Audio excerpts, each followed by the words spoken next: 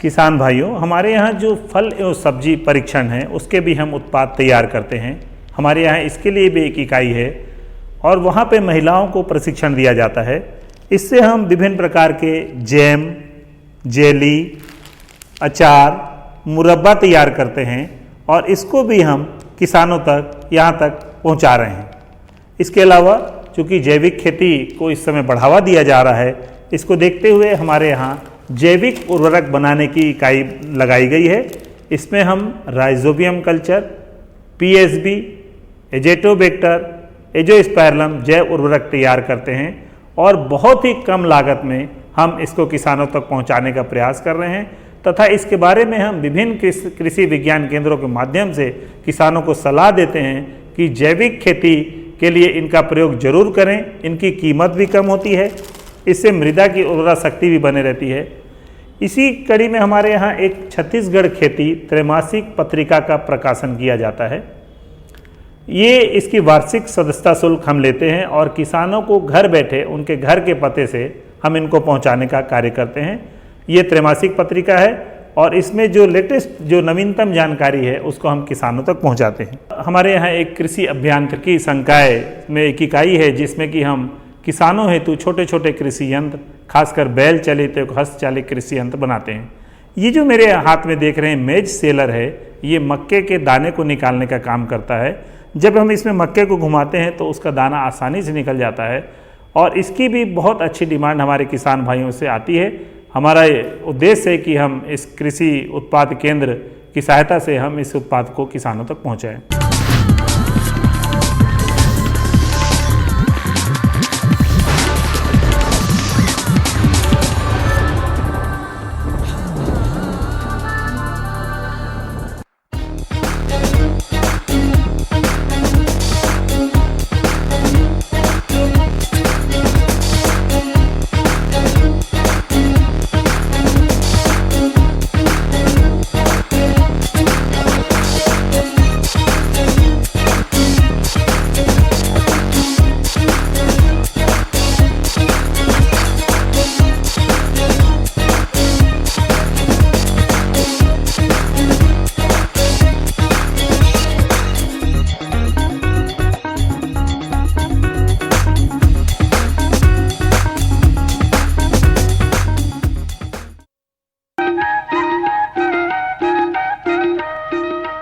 ये लो और बताओ। बस। अरे ये क्या भैया जी, बस इतनी सी रासायनिक खाद? किसानी छोड़ रहे हो क्या? किसानी नहीं, नादानी छोड़ रहे हैं। मिट्टी की जांच कराई है।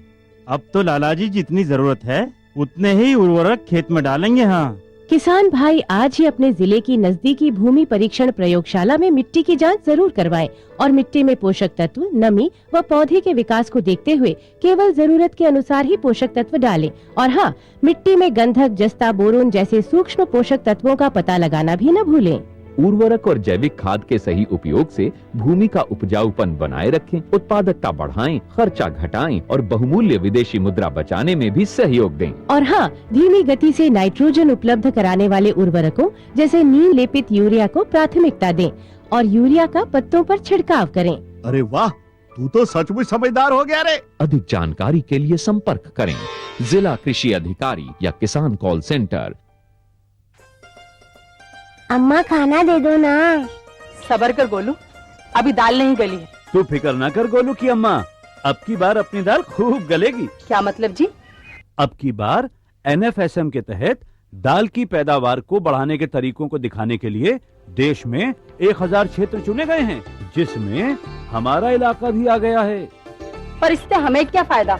हमें 5 एकड़ खेती के लिए खाद और कीटनाशक के अलावा बढ़िया बीजों की एक मिनी किट भी मिलेगी। इतनी दाल का करेंगे क्या जी? अरे भगवान, सरकार ने दलहन का समर्थन मूल्य भी खूब बढ़ा दिया है और इनकी खरीद का भी पूरा इंतजाम कर लिया है। इससे आमदनी बढ़ेगी और फिर हमारा गोलू अच्छे स्कूल में जाकर के कृषि वैज्ञानिक बनेगा। हाँ, क्या करूं? हाँ, मैं ऐसे ही करूंगा। हाँ, अच्छा, मैं जा रहा हूँ। अच्छा, जी जी जी, हाँ, जी जी जी। किससे बात कर रहे थे इतना हंस हंस कर? किसान कॉल सेंटर, विशेषज्ञ से खेती के बारे में सलाह ले रहा था। सुबह भी रात को भी?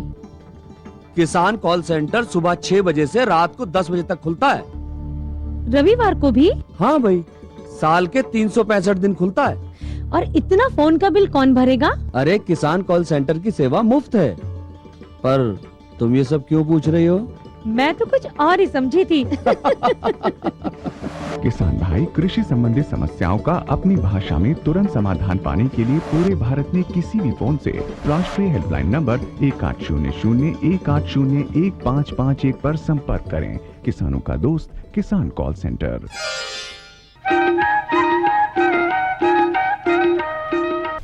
कार्यक्रम देखने वाले सभी किसान भाइयों को नमस्कार। किसान भाइयों, हमारे इस कार्यक्रम के माध्यम से हम आपको कृषि संबंधी नई नई जानकारियां देते रहते हैं। आज हम आपको गिलकी की वैज्ञानिक खेती के बारे में जानकारी देंगे। किसान भाइयों, गिलकी की आधुनिक और वैज्ञानिक खेती कैसे करना चाहिए, आइए जानकारी लेते हैं। गिलकी की खेती जायद और खरीफ दोनों ही मौसम में की जा सकती है। कद्दू वर्गीय सब्जियों में गिलकी का प्रमुख स्थान है। इसे खेतों और गृह वाटिकाओं में उगाया जाता है। वैसे तो गिलकी को विभिन्न प्रकार की भूमियों में उगाया जा सकता है, लेकिन उचित जल धारण क्षमता वाली जीवांश युक्त हल्की दोमट भूमि इसकी सफल खेती के लिए सर्वोत्तम मानी गई है। वैसे उदासीन पीएच मान वाली भूमि भी गिलकी के लिए अच्छी मानी जाती है और खासकर नदियों के किनारे वाली भूमि भी सही की खेती के उपयुक्त रहती है और कुछ अम्लीय भूमि में इसकी खेती की जा सकती है और इन सभी लिहाज से हमारा छत्तीसगढ़ राज्य गिलकी के लिए वांछित भूमि साबित हो रहा है। यदि जल निकासी की व्यवस्था दुरुस्त है तो चिकनी भूमि में भी गिलकी की खेती की जा सकती है। यदि पौधा प्रक्षेत्र में बौना हो तो खेती की तैयारी के लिए 4 से 5 जुताई कर मिट्टी को भुरभुरी कर लेवें और प्रक्षेत्र को समतल बना लें तो अच्छे परिणाम प्राप्त होते हैं। साथ ही मांदा निर्माण का काम भी कर लिया जाए तो बेहतर होता है।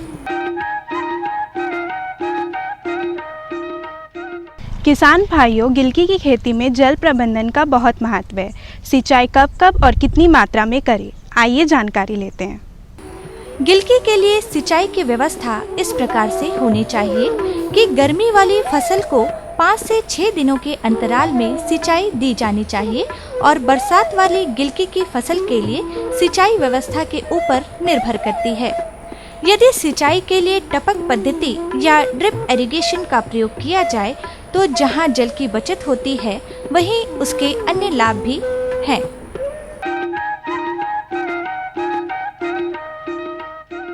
किसान भाइयों, गिलकी की खेती में खाद प्रबंधन का बड़ा महत्व है। कौन सी खाद कब और कितनी मात्रा में दें, आइए जानकारी लेते हैं। बतौर खाद प्रबंधन कृषि वैज्ञानिकों के अनुसार इसके लिए मुख्यतः 40 किलोग्राम नत्रजन, 80 किलोग्राम फास्फोरस और 60 किलोग्राम पोटाश प्रति हेक्टेयर की आवश्यकता पड़ती है। खेत की अंतिम जुताई के समय 200 से 250 क्विंटल गोबर की या कंपोस्ट खाद डालकर मिला देना चाहिए और साथ ही नत्रजन की आधी मात्रा और स्फूर और पोटाश की पूरी मात्रा को भी मिला देना चाहिए। शेष नत्रजन को 2 बार में एक बुवाई के 20 से 25 दिनों के अंतराल में और दूसरी पुष्पन अवस्था पर देना चाहिए।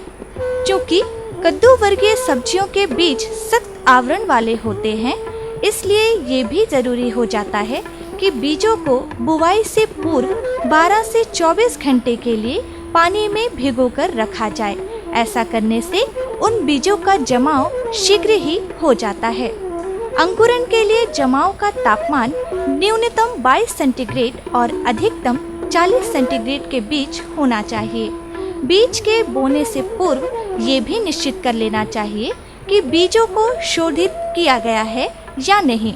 यदि बीजों का शोधन नहीं किया गया है तो 2 से 3 ग्राम थायरम के साथ 1 किलोग्राम बीज को अच्छी तरह से मिलाकर शोधित कर लेवें।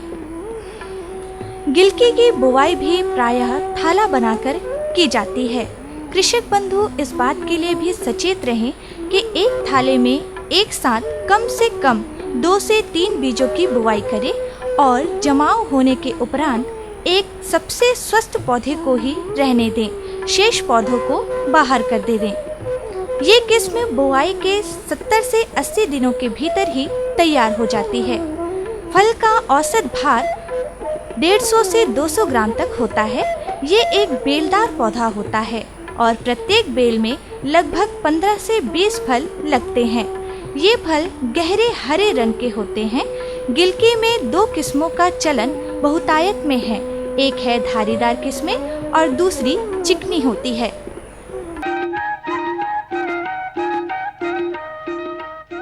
किसान भाइयों, गिलकी की खेती में कुछ रोग लगने की भी संभावनाएं रहती है। ये रोग कौन सी है और इनसे कैसे बचें? कौन सी दवाई का छिड़काव कब और कितनी मात्रा में करें? आइए जानकारी लेते हैं। गिलकी की फसल में भी अन्य कद्दू वर्गीय सब्जियों की तरह से ही 2 रोग मुख्यतः से पाए जाने की आशंका रहती है, जिनमें पहला है चूर्णी फफूंदी रोग। ये रोग एक विशेष प्रकार की फफूंदी की वजह से ही होता है। इस रोग का दुष्प्रभाव समूचे पौधे में ही देखने को मिलता है और अंततः पौधे की पूरी पत्तियां पीली पड़कर सूख जाती हैं और पौधों की बढ़ावार रुक जाती है। चूर्णी फफूंदी रोग से पौधों को बचाने के लिए कुछ रासायनिक विधियां हैं, जिसे अपनाकर किसान अपने प्रक्षेत्र को इस रोग से दूर रख सकता है। इस रोग से अपने प्रक्षेत्र को बचाए रखने की एक कारगर और अरासायनिक विधि तो ये है कि रोगी पौधों को जड़ से उखाड़कर जला दिया जाना चाहिए। गिलकी की फसल में हो सकने वाला दूसरा रोग है मृदु रोमिल फफूंदी। ये रोग भी एक फफूंद जनित रोग होता है। इस रोग में रोगी पत्तियों की निचली सतह पर कोणाकार धब्बे बन जाते हैं, जो ऊपर से पीले या लाल भूरे रंग के होते हैं। इस रोग से अपनी फसल को बचाए रखने के लिए कोशिश तो ये की जानी चाहिए कि फसल के साथ खरपतवारों को न उगने दें। उचित फसल चक्र को अपनाकर भी इस रोग से निजात पाया जा सकता है, या फिर इस रोग से बचने की रासायनिक विधि अपनाई जा सकती है। कुछ कीट हैं जो इन पौधों को और फसल को नुकसान पहुंचाने के लिए जिम्मेदार होते हैं। वे हैं लालडी या रेड पम्पकिन कीट। इस कीट का प्रकोप आरंभ से ही प्रारंभ हो जाता है। पौधों पर 2 पत्तियां भी निकली हो तो भी इस कीट का प्रकोप शुरू हो जाता है। ये कीट पत्तियों और फलों को खाती हैं और इस कीट की सुंडी भूमि के अंदर पौधों के जड़ों को काटती हैं। इस कीट से रोकथाम के लिए 625 मिलीलीटर मेलाथियान और 625 लीटर पानी में घोलकर छिड़काव किया जाना अनुशंसित होता है। गिलकी की फसल को नुकसान पहुंचाने वाली दूसरी मुख्य कीट है फल मक्खी। ये मक्खी फलों में प्रवेश कर जाती है और वहीं पर अंडे देती है। अंडों से बाद में सुंडी निकलती है, जो आगे चलकर फलों को बेकार कर देती है। ये मक्खी विशेष रूप से खरीफ वाली फसल को अधिक हानि पहुंचाने का काम करती है। इस कीट विशेष से अपनी फसल को बचाए रखने के लिए सुलभ अरासायनिक तरीका तो ये है कि प्रभावित फलों को एकत्रित कर नष्ट कर दें, या फिर जानकारों की सलाह पर कोई रासायनिक विधि अपनाई जा सकती है। सफेद ग्रब नामक कीट भी कद्दू वर्गीय सब्जियों का खासा दुश्मन होता है। ये भूमि के अंदर रहती है और पौधों के जड़ों को खा जाती है, जिसके कारण पौधे सूख जाते हैं। एल्डन 30 EC के अनुशंसित घोल के इस्तेमाल से इस कीट से भी छुटकारा पाया जा सकता है। गिलकी उत्पादन की अन्य विधियों की तुलना में मंडप विधि कई मायनों में बेहतर मानी जा सकती है, क्योंकि मंडप विधि में पौधों का निरीक्षण आसान होता है। साथ ही किसान भाइयों के समक्ष फलों की स्थिति भी स्पष्ट रहती है। पौधों को हो सकने वाले रोगों को बहुत पहले ही लक्षण देखकर दूर किया जा सकता है, क्योंकि मंडप विधि लताओं वाले पौधों में ही संभव है। खासकर गिलकी के उत्पादन के संदर्भ में कृषि के जानकारों की सलाह होती है कि किसान भाई मंडप विधि को अपनाएं।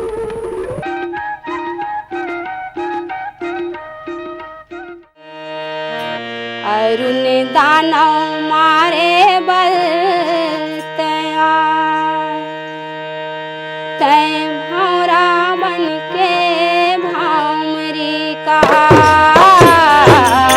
अरुण दानव मारे बल तैयार, तय भौरा बन के भौमरी का